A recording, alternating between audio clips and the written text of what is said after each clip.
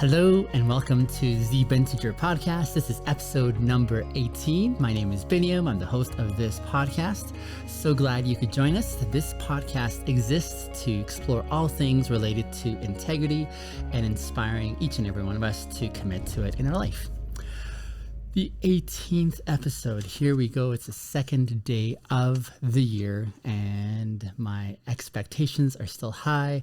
My optimism is still high, and there's still that sense of trepidation as I embark on this year-long journey because I have some major ambitions, but ambitions that really drive me. And I was just thinking today while on the road with one of my coworkers, how grateful I am that there is a sense of purpose that drives me. It continues to drive me, and especially on such a topic as this.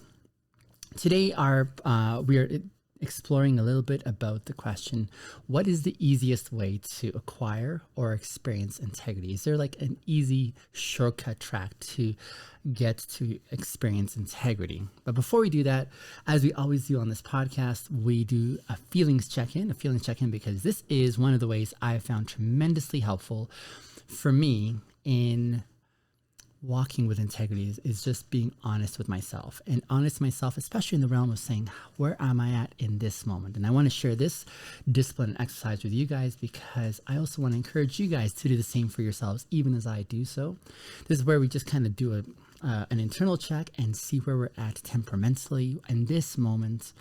This is one of the gifts I believe we can give to ourselves, is the gift of honesty and acknowledging where we're at. For the longest time in my life, I didn't feel like I had the safety to do this. And so I want to create space in doing this and to do it together so that we collectively can increase in our pursuit of integrity by starting with honesty with self. So in this moment, I am feeling really grateful, actually. Like it's been one of those days where lots of things were happening, lots of stressful components that had to be juggled.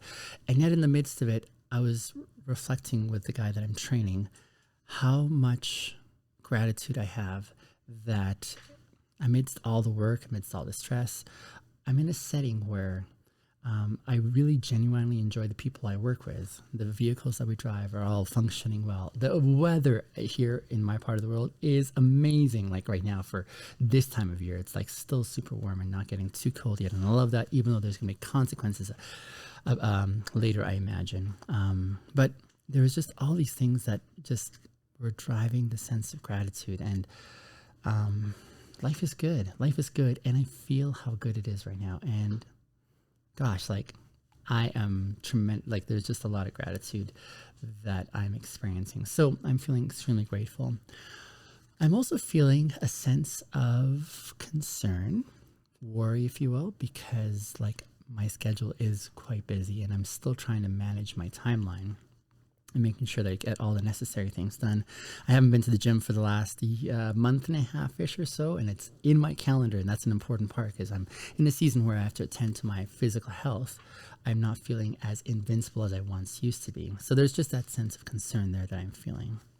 Friends, I also wanted to share with you some options in the realm of feelings so that you yourself can expand in your vocabulary of describing how you're feeling. 'Cause sometimes the challenge is just knowing how to like pinpoint the right word to express how we're feeling. And so I've got a few cards that I've been working off of here. These are the Love Smart cards.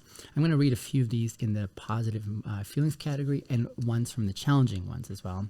Just again to give you some frame of reference, some options to be able to consider in your setting.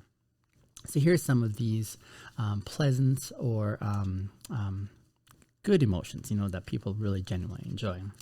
There's comfortable, invigorated, fulfilled, curious, and warm. Let me say those again. Comfortable, invigorated, fulfilled, curious, and warm. And then in the challenging feelings category, the feelings that are they're kind of unpleasant to feel, but they're still just as important. There's heartbroken. Some of you might be in the heartbroken season. Some might be afraid. There's indifference, jealousy, and hurt. Once again, there's heartbroken, afraid, indifference, jealous, and hurt. And even as I share those ones there, sometimes our disposition is to avoid those unpleasant ones, those uncomfortable ones. We try to shy away or stuff them down because they're not comfortable to experience. And my encouragement would be to legitimize and normalize the whole broad range of feelings, because they are there for a purpose to help us express what's going on the inside. And that expression, especially when we learn how to express it in healthy ways, and there are healthy ways, even with the unpleasant feelings category, there's really helpful ways in which we can express them, and it lets out that energy internally that needs to be expressed. And so thank you for sitting through that little discipline with me, and I hope it serves you well. Now, let's get back to the point of our podcast today, and the question we're answering is, what is the easiest way? Is there like an easy way for one to experience integrity? Fellow Bintegers, this is a question that I love to wrestle with, because when I share my passion for walking with integrity and living with integrity, when I pursued my way in my own life, I want to take away the unnecessary components. I want to get right to the good stuff. I want to bypass anything that doesn't need to be dealt with, so I can get to actually experiencing it. And in so many spheres of my life, from the jobs that I've done and become proficient at, to other skills that I've developed, I remember in the learning process, just the challenge of saying, is there a quicker way I can get to where I'd like to get to? For example, one of the things I would love to do at some point is to play the piano really proficiently, because I love the piano. And my question there would be, what's the easiest way to get there? How can I do the magic that I watch those that I admire who have this skill of doing it? And how can I make that happen for me? And the reality that I've come to experience in my life is, as often as I've gotten to a level of proficiency in whatever I'm engaged in, as I try to describe the best way for others to also step into that same realm, that same proficiency, and I try to get rid of all the fluff so that they can get all they need to get as quickly as they can to where I'm at, the reality that I've come to experience is there really is an easy way. There really is an easy way, because these amazing experiences, these good things that we can acquire and work ourselves into, really require hard work on the front end. And so, for example, with the piano playing, I would love to get to where these proficient players are, but that doesn't come instantaneously. I could practice as hard as I could for a whole month, 24 hours a day, perhaps. And still, it's going to take time for me to learn and become more skilled in all the movements and the technical components and the ideas that have to be fleshed out. And that takes time. And so, to answer this question, I don't think there is an easy way for one to walk with integrity. And especially in this theme of integrity, there's no easy way to actually step right into it and all of a sudden almost snap your fingers and you're there. Because this theme of integrity, in my experience, it lays claim to so much in our lives. It lays claim to so much. It's almost like if you could personify integrity, there's an element in which when we express a desire and interest in committing to walking with it, it says, I would love to come along for the ride with you, but I'm going to say mine to everything in your life. Everything. And in some way, it's like, in another way of saying this, it's not possible to choose like little pockets where we're like, okay, in this sphere, I don't want integrity to have a part. I want to be without integrity in this sphere of my life, but in these other ones, it's really important. I believe that when we commit to walking with integrity, it comes in and it says, I want to lay claim to everything that you hold dear, everything that you immerse yourself in life. That's where it lays claim. And especially on those parts where you're like, actually, I don't want this one here to have to be subjugated or to be subject to integrity. It says that is the thing I also want. I want you to experience integrity, especially in those components where we're like, oh, but I still want to get away without having to commit to integrity in this component, right? And so there is no easy way to just walk into a life of integrity until we are ready to pay the price of admission that it charges. And that is, it says it wants everything in our life to be subject to its influence and its impression. And so Yeah, when I think about the easiest way to get there, I'm at a loss for an answer. I've thought really hard. I enjoy giving the best that I have, and even with the best way of trying to think about how you can get there, it's just going to take time. It's going to take time. It's going to take diligence. It's going to take consistency. Here's some really important parts that you're going to have to walk through. First is self-reflection.